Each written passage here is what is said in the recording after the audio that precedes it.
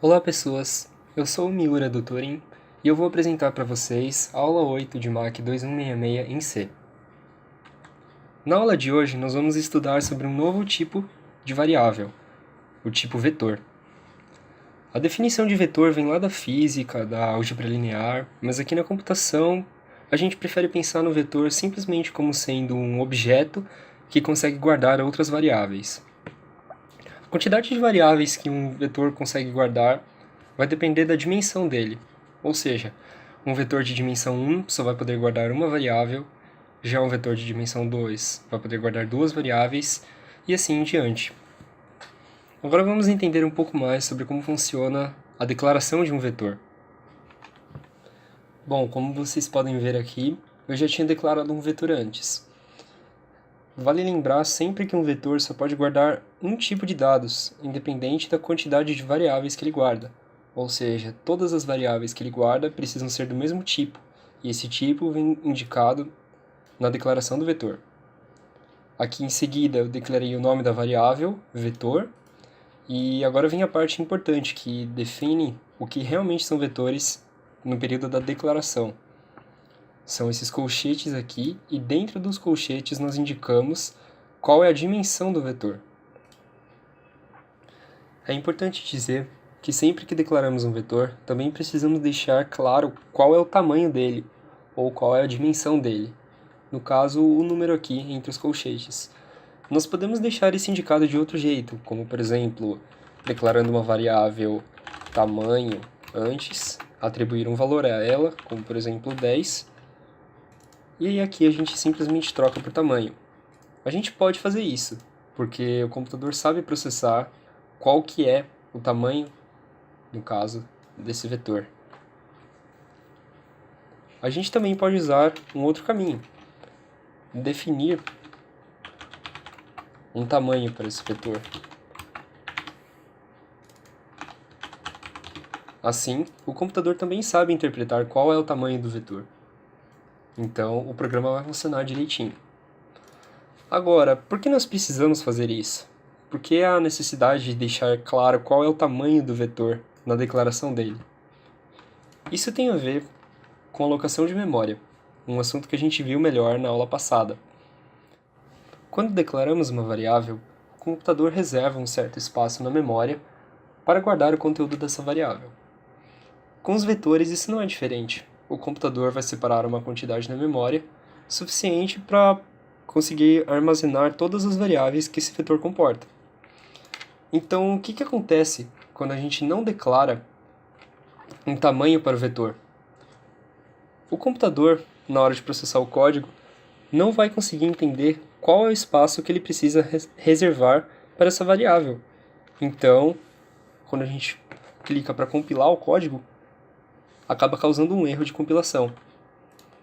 A gente pode até verificar isso daqui, como por exemplo, fazendo isso daqui, deixando sem nada, né? Deixando um tamanho não indicado do vetor. Vamos ver o que acontece. Gera um código de erro, como vocês podem ver. Não se sabe qual é o tamanho do vetor. Bom, agora que nós sabemos declarar vetores, podemos partir para a parte prática, para a utilização dos vetores. A primeira coisa que é importante falar nessa parte é a respeito do acesso aos valores que estão no vetor. Como eu tinha dito, vamos até arrumar aqui, um vetor pode guardar variáveis. No caso, este vetor poderia guardar 10 variáveis. Mas como nós conseguimos acessar as variáveis ou os valores que estão guardados dentro desse vetor? Através do que chamamos de índices. Os índices são números naturais, que vão de 0 até o tamanho do vetor menos 1, neste caso 9. É muito importante se lembrar disso, pois esse é um assunto que causa muita confusão. Mais uma vez, os índices vão de 0 até o tamanho do vetor menos 1. E como nós trabalhamos com os índices? É fácil. Digamos que a gente queira acessar a primeira casa deste vetor. Como nós fazemos isso? Através do primeiro de índice, ou seja, o índice de valor 0. Assim, nós podemos acessar a variável que está na primeira casa do vetor em questão. E podemos fazer atribuições a esta variável. No caso, por ela ser uma variável do tipo int, nós podemos atribuir números inteiros a ela. Isso é uma operação válida. Agora que nós já sabemos como utilizar os índices, vamos para um exemplo um pouco mais elaborado, como o da apostila que foi desenvolvida para a aula de hoje. Neste exemplo, o índice é representado por uma variável i, que também é utilizada dentro de um for,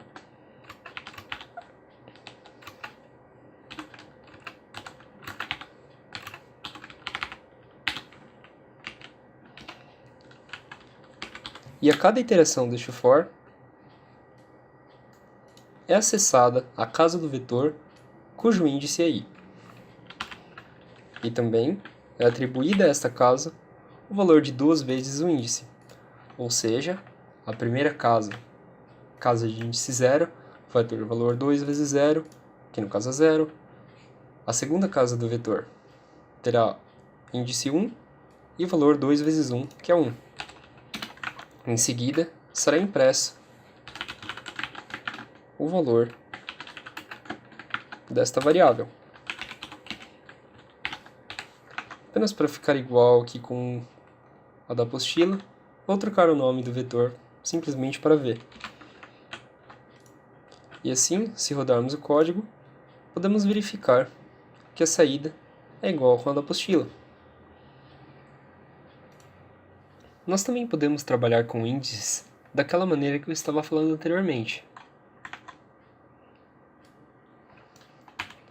Seguindo o exemplo da apostila, digamos que a gente quer acessar a quarta casa do vetor. Então, nós utilizaremos o índice 3, certo? E podemos designar um valor a ela. Por exemplo, 1000, no caso da apostila. Agora, a gente quer acessar a casa 2 desse vetor v. Então, nós utilizaremos o índice 1 e podemos designar um valor como 6. E agora vem uma parte um pouco mais interessante. Nós iremos utilizar a casa do vetor cujo índice é v de índice 1. Qual é o valor numérico de v índice 1? É 6. Então, na realidade, nós estaremos acessando a casa do vetor cujo índice é 6, certo? E assim nós também podemos realizar uma atribuição, como por exemplo 1. Todas essas são operações válidas com vetores e índices. A gente também viu, naquele primeiro exemplo, a realização de um loop para percorrer as casas do vetor. Essa é uma tarefa extremamente útil e pode ser realizada de diferentes maneiras. Naquele caso que a gente tinha visto anteriormente, utilizamos um percorrimento crescente, ou seja, íamos dos valores com os índices mais baixos até os valores com os índices mais elevados. Neste caso, estamos indo dos extremos, for i igual a 0, ou seja, estamos indo da casa do vetor cujo índice é 0, ou seja, a primeira casa do vetor, estamos parando até o tamanho total do vetor,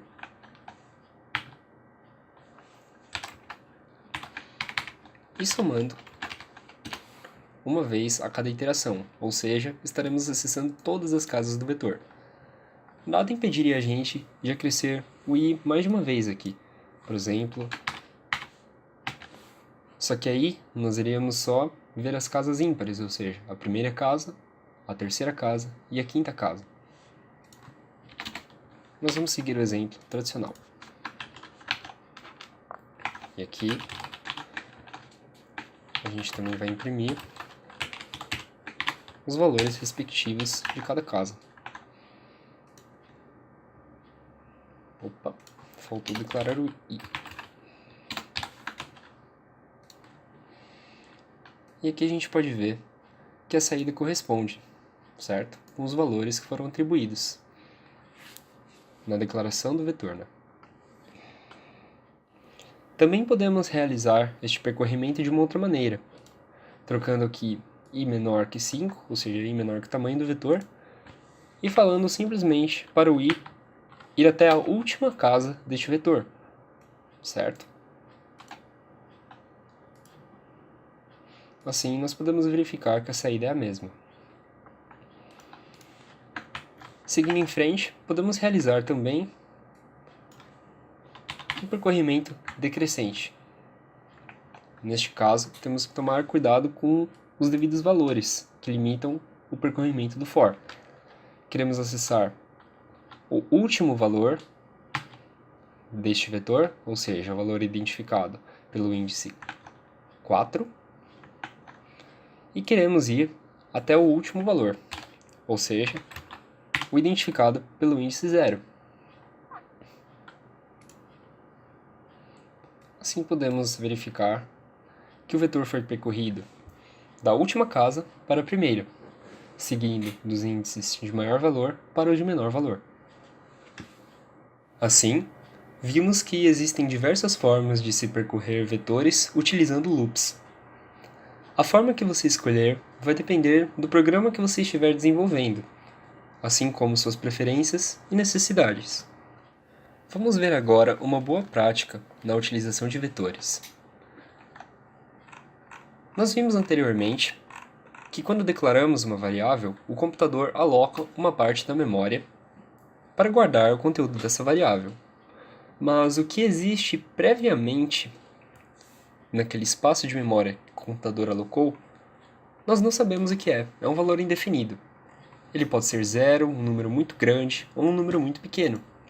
Então, uma boa prática é que quando nós estamos declarando o vetor, nós já deixarmos claro um valor especificado para todas as casas.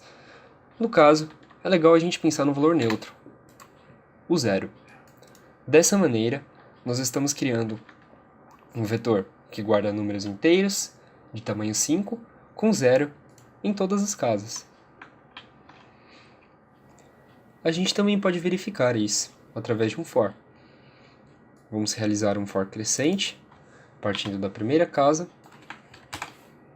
até chegar na última, incrementando uma vez, para que possamos ver todos os valores que estão neste vetor. Vamos conferir a saída. Como vocês podem ver, 5 casas, todas definidas com valor 0.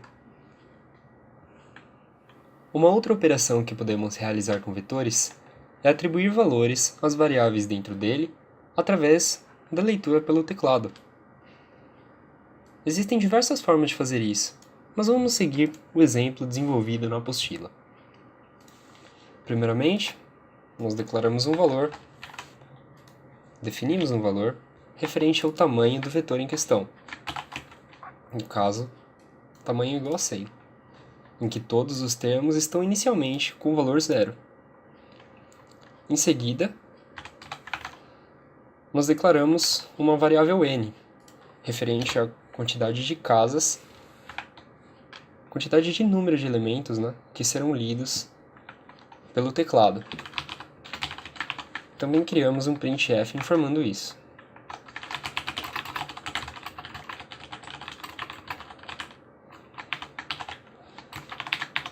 Assim. Em seguida, nós lemos o valor de n. A próxima parte é referente à leitura dos valores de fato. Então vamos seguindo, assim como está no exemplo.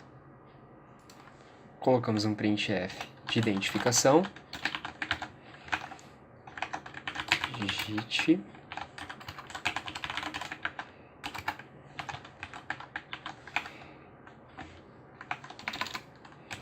da seguinte maneira. E agora, nós fazemos a leitura de fato, a partir do primeiro elemento do vetor até o elemento de valor n, correto? com o passo 1. E aqui nós realizamos o scanf. Vale a pena ressaltar que aqui nós precisamos deixar indicado o valor para onde será jogado o valor lido pelo teclado. Na realidade, não o valor, e sim o endereço da memória. Dessa maneira, o scanf irá atribuir ao local onde a variável v, índice i, está armazenada na memória, modificando o seu valor. Prosseguindo, vamos imprimir os valores que nós lemos. Também na ordem contrária, apenas para incrementar a dificuldade.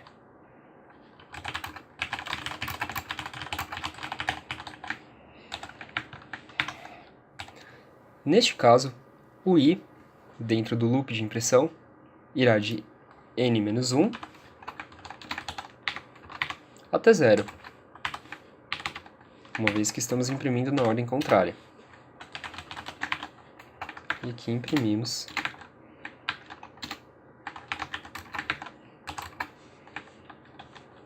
os valores deste vetor com o índice i a cada iteração.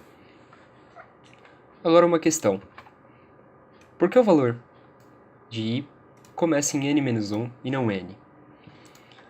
Isso vai da definição de índices que nós dissemos há um tempo atrás. Lembra? O índice vai de 0 até o tamanho do vetor menos 1. No caso, nós definimos o tamanho do vetor como sendo 100, max, correto?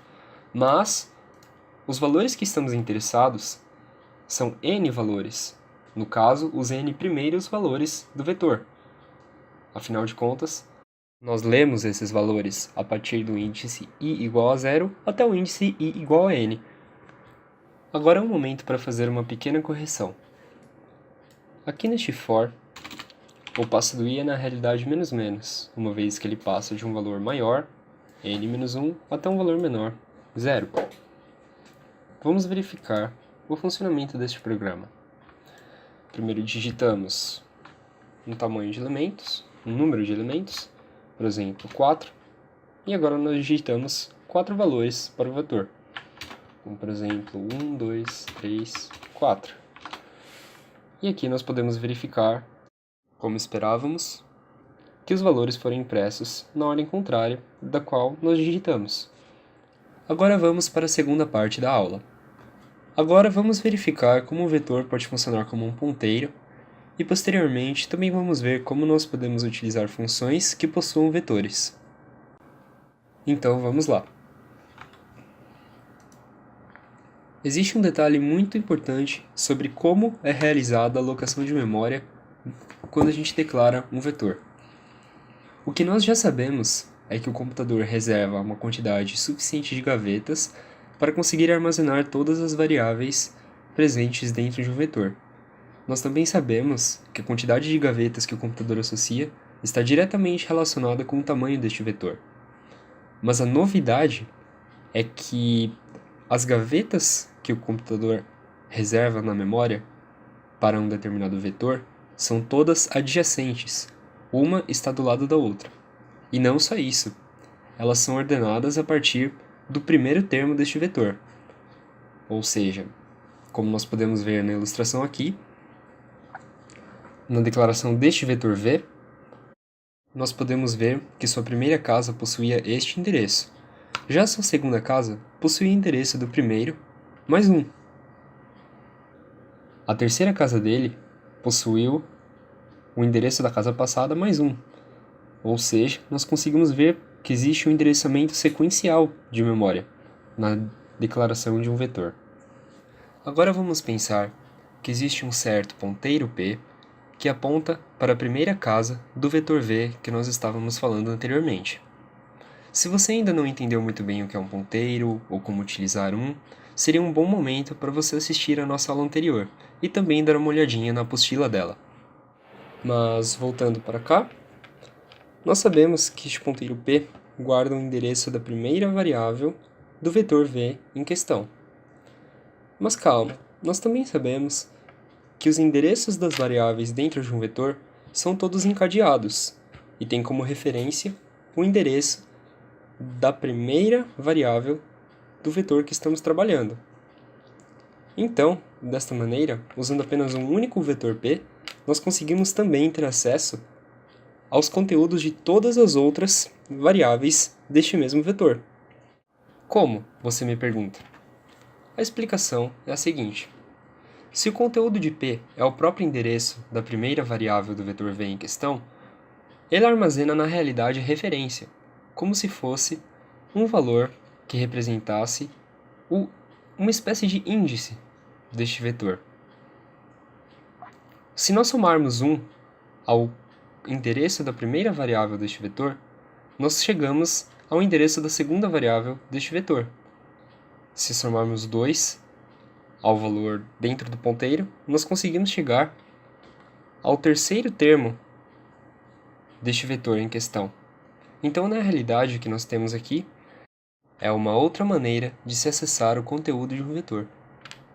Vamos passar agora para um exemplo mais prático, como definido aqui na apostila da aula de hoje. Vamos começar definindo este vetor, como eu fiz aqui, e o próximo passo é fazer justamente a declaração do ponteiro.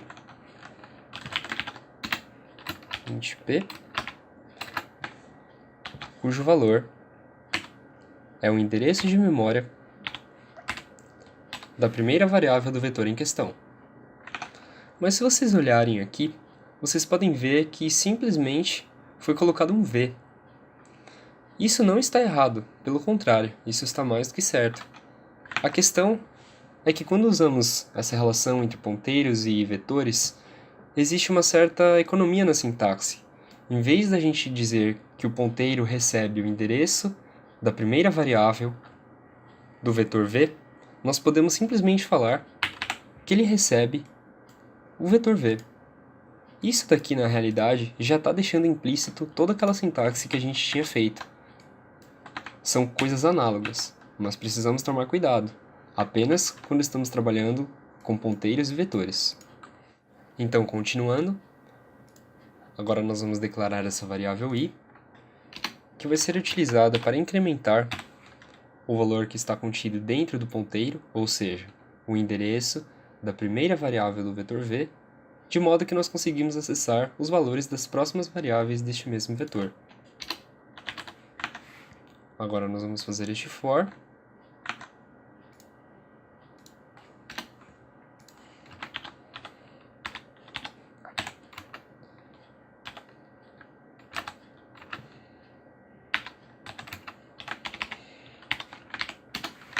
E dentro dele, nós iremos imprimir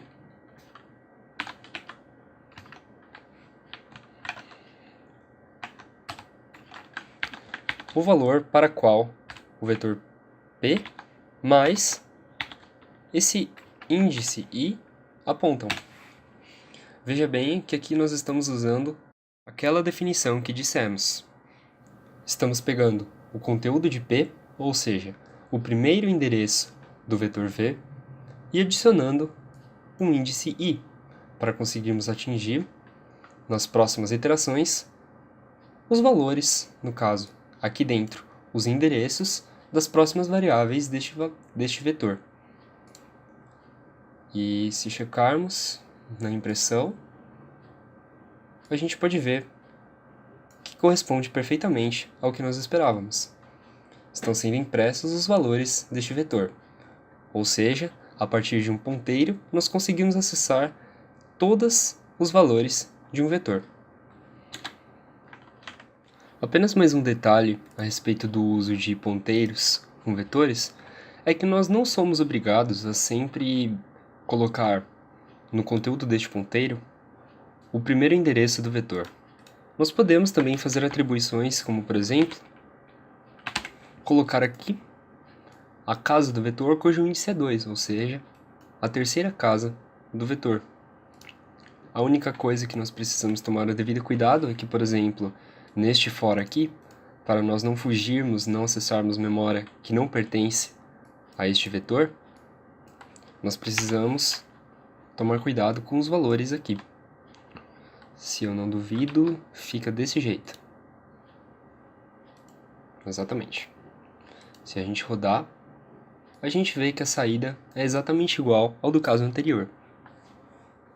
Bom, agora vamos para a última parte da aula, o uso de vetores em funções.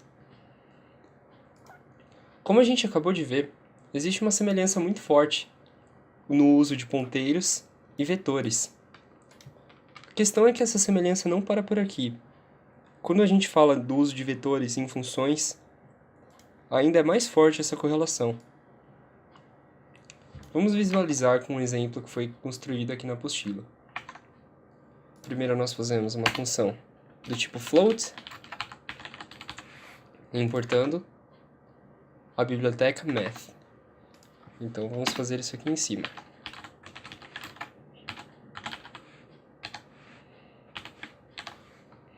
Agora nós vamos criar a função módulo, passando como argumentos um vetor do tipo float e também uma variável int n. É importante saber que quando declaramos um vetor como argumento de uma função, não devemos deixar indicado qual é o tamanho do vetor. Devemos passá-lo desta maneira como está escrito aqui. Isso acontece porque quando formos chamar a função, por exemplo, dentro da main,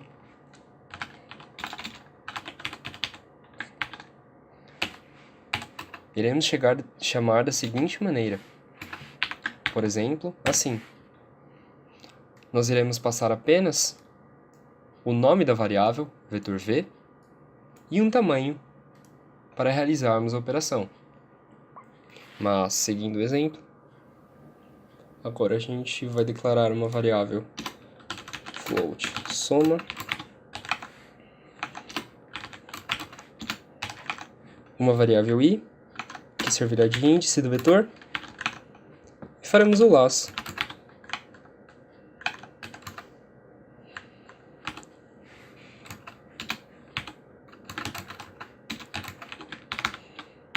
Partindo da primeira casa do vetor, passando de casa em casa, até chegarmos na última casa dele. Não necessariamente na última casa, na casa n deste vetor, né? Vamos lá. Soma será igual a soma mais xi.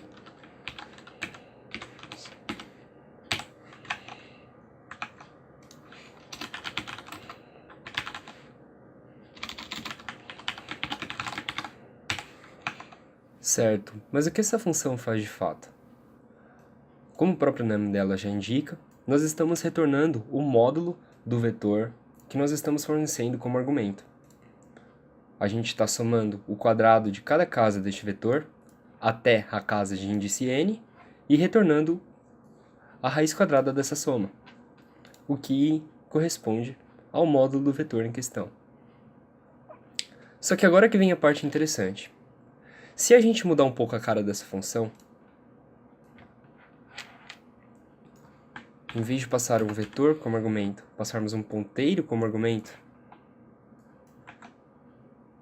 e aqui nós simplesmente trocarmos o vetor pelo, no caso, ponteiro de índice i, eu te garanto, esse programa vai apresentar exatamente o mesmo comportamento. A questão é que, na realidade, o que a gente acabou de fazer foram coisas análogas.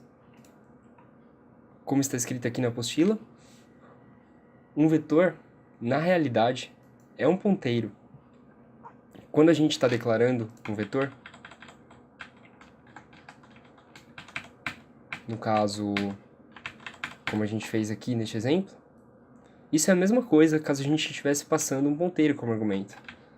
Essa é a razão pela qual o programa vai funcionar da mesma maneira. E a gente pode verificar isso. Vamos ver o exemplo aqui da apostila em que essa função foi utilizada na main.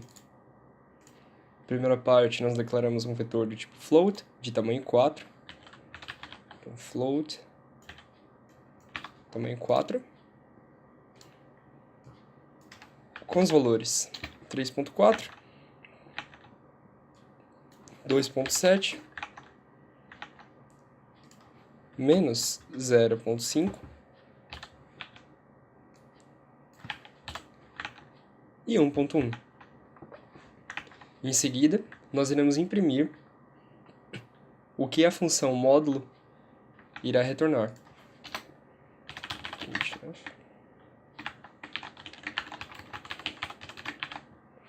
Veja bem, fornecendo apenas o nome do vetor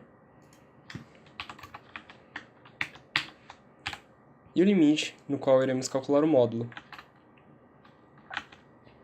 Vou tirar essa parte aqui. E agora vamos ver como essa função funciona.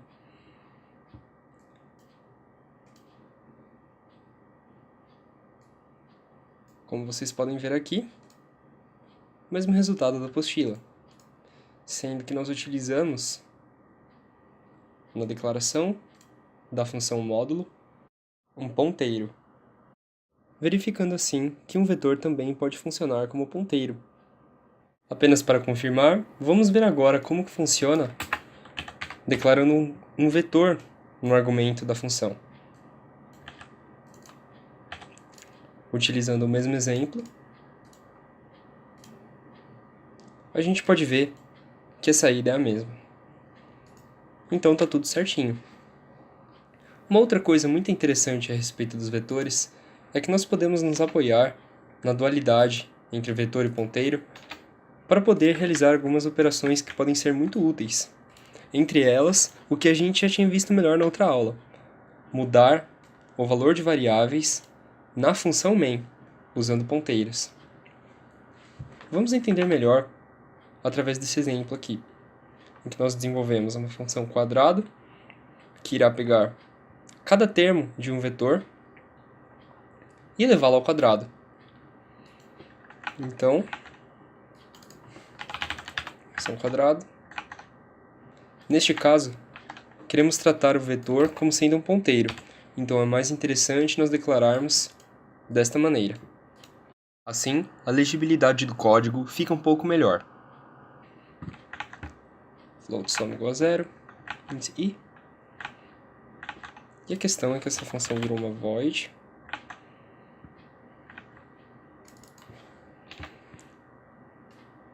E nós estaremos simplesmente colocando na posição i o valor de pi vezes pi, ou pi ao quadrado. Agora, na função main, utilizaremos o mesmo vetor do exemplo anterior. E aqui o nome da função é quadrado, não quadro. Em seguida, iremos declarar uma variável i, que usaremos posteriormente no laço de impressão dos valores deste vetor. Em seguida, chamamos a função quadrado, fornecendo o vetor x e o número 4, que é a casa correspondente deste vetor até onde queremos realizar a mudança. E agora, a gente só vai montar o laço para imprimir estes valores que acabamos de mudar na função quadrado. Iremos imprimir com 2 casas decimais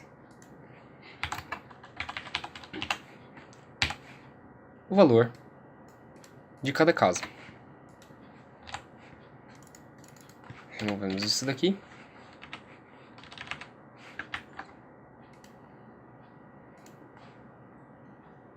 Como a gente pode ver aqui, a saída é exatamente como esperávamos. O quadrado correspondente de cada uma das casas, na ordem que elas aparecem. Assim, a gente pode verificar mais uma vez que a abordagem de vetores com ponteiros pode ser utilizada e também possui muitas aplicações. Novamente, isso funciona porque, na função quadrado, estamos fornecendo como argumento apenas o nome da variável, certo? O que isso quer dizer na realidade?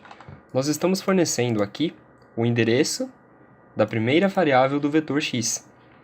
Lá na declaração da função quadrado, o ponteiro p terá como conteúdo o endereço da primeira variável do vetor x.